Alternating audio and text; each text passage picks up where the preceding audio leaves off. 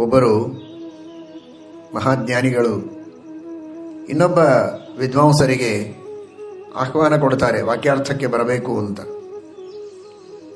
ಚರ್ಚೆ ಮಾಡೋಣ, ಶಾಸ್ತ್ರದ ಚರ್ಚೆಯನ್ನು ಮಾಡೋಣ ಅಂತ.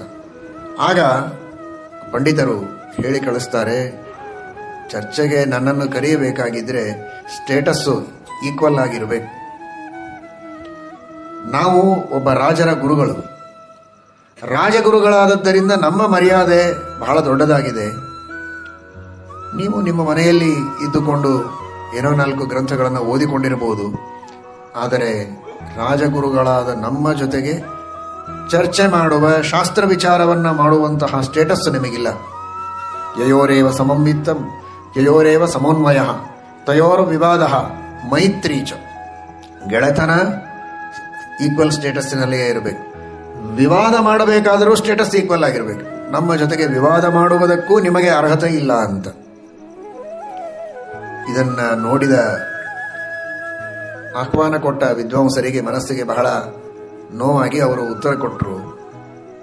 ರಾಜಗುರುಗಳಾಗಿರಬಹುದು, ಅಂದ ಮಾತ್ರಕ್ಕೆ ಈ ರೀತಿ ಇನ್ನೊಬ್ಬರನ್ನ ತಿರಸ್ಕಾರ ಮಾಡುವುದು ಸರಿಯಲ್ಲ.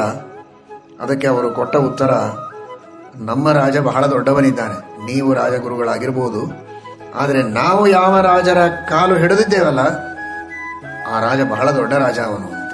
ಕ್ಷೋಣಿ ಕೋಣ ಶತಾಂಶ ಪಾಲನ ಕಲಾ ದುರ್ವಾರ ಗರ್ವಾನಲ ಕ್ಷುಭ್ಯಕ್ಷುದ್ರ ನರೇಂದ್ರ ಚಾಟು ರಚನಾ ಧನ್ಯಾನ್ನ ಮನ್ಯಾಮಹೇ ದೇವಂ ಸೇವಿತುಮೇವ ನಿಶ್ಚಿನುಮಹೇ ಯೋಸೌ ದಯಾಲು ಪುರಾಧಾನ ಮುಷ್ಟಿ ಮುಚೆ ಕುಚೇಲ ಮುನಯೇ ದತ್ತ ಇಸ್ಮ ವಿತ್ತೇಶತಾಂ. ಇಂತಹ ದೊಡ್ಡದಾದ ಗ್ಯಾಲಕ್ಸಿಯೊಳಗೆ ಈ ಒಂದು ಸಣ್ಣದಾದ ಭೂಮಂಡಲ, ಈ ಭೂಮಂಡಲಕ್ಕೆ ಮಹತ್ವ ಇಲ್ಲ. ಇಂತಹ ಸಾವಿರಾರು ಭೂಮಂಡಲಗಳನ್ನು ತನ್ನೊಳಗೆ ಹಾಕಿಕೊಳ್ಳುವಂತಹ ದೊಡ್ಡ ಗ್ಯಾಲಕ್ಸಿ ಇದೆ. ಅದರೊಳಗೊಂದು ಭೂಮಂಡಲ, ಆ ಭೂಮಂಡಲದೊಳಗೂ ಬೇಕಾದಷ್ಟು ದೇಶಗಳಿವೆ. ಅದರೊಳಗೊಂದು ಭಾರತ ದೇಶ, ಅದರೊಳಗೊಂದು ರಾಜ್ಯ, ಆ ರಾಜ್ಯದೊಳಗಿನ ಒಬ್ಬ ರಾಜ. ಆ ರಾಜನನ್ನ ಸ್ತೋತ್ರ ಮಾಡಿ ಅವನು ಕಾಸು ಕೊಟ್ಟಾಗ ಬಹಳ ಸಂತೋಷಪಟ್ಟು ನಾವು ಧನ್ಯರು ಅಂತನ್ನುಕೊಳ್ಳುವವರು ನೀವು. ಇಂತಹ ದೊಡ್ಡ ಜಗತ್ತಿನೊಳಗೆ ನೀವು ಯಾವ ರಾಜರಿಗೆ ಗುರುಗಳಾಗಿದ್ದೀರಿ, ಆ ರಾಜರ ರಾಜ್ಯ ಕಣ್ಣಿಗೆ ಕಾಣುವುದಿಲ್ಲ. ಒಂದು ಪರಮಾಣುವಿನಷ್ಟು ಸಣ್ಣ ರಾಜ್ಯ. ಆ ರಾಜ್ಯಕ್ಕೆ ಅವನು ರಾಜ, ಅವನಿಗೆ ನೀವು ಗುರುಗಳು. ಅದು ಅವನನ್ನು ಸ್ತೋತ್ರ ಮಾಡ್ತಾ ಇರಬೇಕು. ಅವನೇನೋ ತುಸು ಕಾಸು ಕೊಟ್ಟರೆ ಅದನ್ನು ತೆಗೆದುಕೊಂಡು ಸಂತೋಷ ಪಡಬೇಕು. ನಮ್ಮ ರಾಜ ಅಂಥವನಲ್ಲ, ಇಡೀ ವಿಶ್ವಕ್ಕೆ ರಾಜ, ಇಡೀ ಜಗತ್ತಿಗೆ ರಾಜ. ಇವತ್ತು ನಿನ್ನೆ ಅಲ್ಲ, ಅವನು ಅನಾದಿ ಕಾಲದಿಂದ ರಾಜ, ಇನ್ನು ಅನಂತ ಕಾಲದವರೆಗೆ ರಾಜನಾಗಿರ್ತಾನೆ. ಎಲ್ಲಾ ದೇವತೆಗಳು, ದಾನವರು, ಮಾನವರು ಎಲ್ಲರೂ ಅವನ ಅಧೀನ. ಅಂತಹ ಪರಮಾತ್ಮನ ಪಾದವನ್ನು ಹಿಡಿದವರು ನಾವು.